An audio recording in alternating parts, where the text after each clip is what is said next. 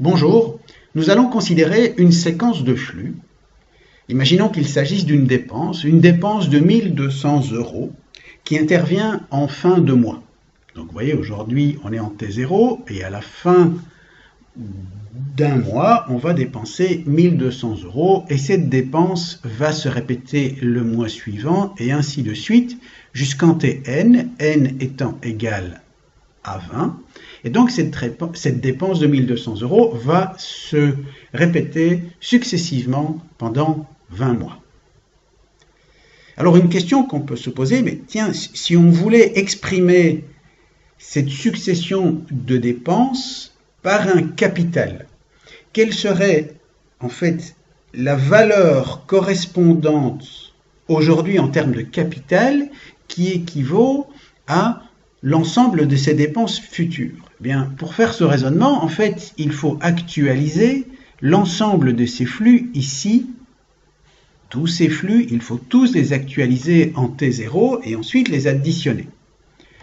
Et donc, nous avons déjà vu qu'il existe une formule qui permet de faire cette opération rapidement.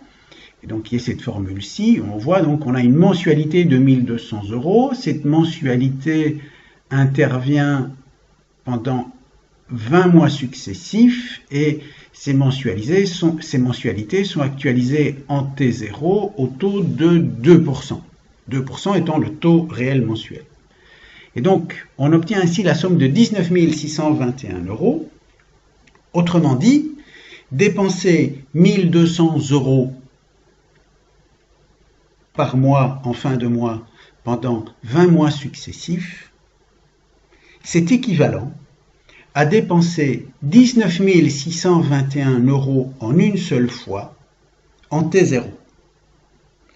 Une autre façon de voir les choses est que emprunter 19 621 € en T0, donc c'est-à-dire qu'on a contracté une dette, cette dette, si on doit la rembourser par des mensualités constantes à terme échu, compte tenu du taux d'intérêt de 2% par mois, eh bien donc ça va générer le versement d'une mensualité en fin de mois de 1200 €. Pourquoi à nouveau?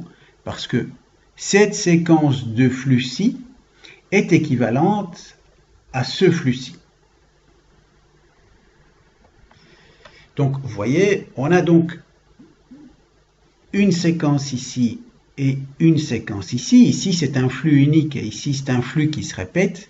Et donc, ces deux flux sont identiques en fait. Ils reviennent à la même chose, ils sont financièrement équivalents, pour autant que l'on considère un taux d'intérêt mensuel réel de 2%. On pourrait maintenant avoir un autre type de raisonnement et se dire, bon, bien, pendant 20 mois, j'ai eu une séquence de flux de 1200 €. Imaginons donc que pendant 20 mois successivement, on épargne 1200 € sur un compte bancaire. Un point, c'est que tiens, au bout de ces 20 mois, quel sera le capital que j'aurai accumulé? Pour répondre à cette question, ce qu'il faut faire, c'est projeter en Tn chacun des versements que l'on a effectués sur notre compte bancaire. Et donc, pour projeter chacun de ces flux, on peut utiliser la formule suivante. Il s'agit de la valeur capitalisée en Tn, c'est-à-dire en T20, de toute une série successive de flux qui ont la même valeur. Et donc, pour faire cette opération, il suffit d'utiliser cette formule. À nouveau, faites attention. Donc, ici, on a en fait une mensualité qui est exprimée. Du fait que la périodicité de ce flux-ci est mensuelle, le montant qui vient ici en exposant est une période exprimée en termes de mois et les taux d'intérêt qui sont dans la formule, enfin le taux d'intérêt qui est dans la formule est un taux d'intérêt mensuel réel, c'est-à-dire un taux d'intérêt qui capitalise mensuellement. On obtient alors une valeur de 29 156 €. Et donc, ça veut dire que si on épargne à la fin de chaque mois, pendant 20 mois, la somme de 1200 €, on obtient en fait 29 156 € à la fin des 20 mois. Autrement dit, cette séquence de flux-ci est équivalente plutôt à celle-là. Donc, ces deux séquences de flux sont équivalentes. C'est-à-dire que épargner 1 200 € par mois permet de se constituer au bout de 20 mois cette somme.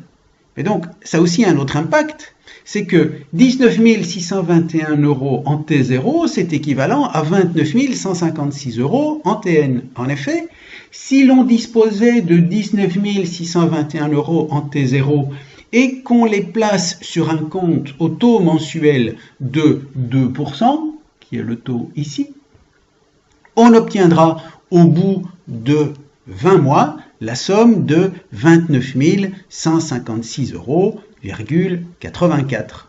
Donc, c'est-à-dire 29 156 €, c'est 19 621 projetés sur 20 mois au taux mensuel de 20%.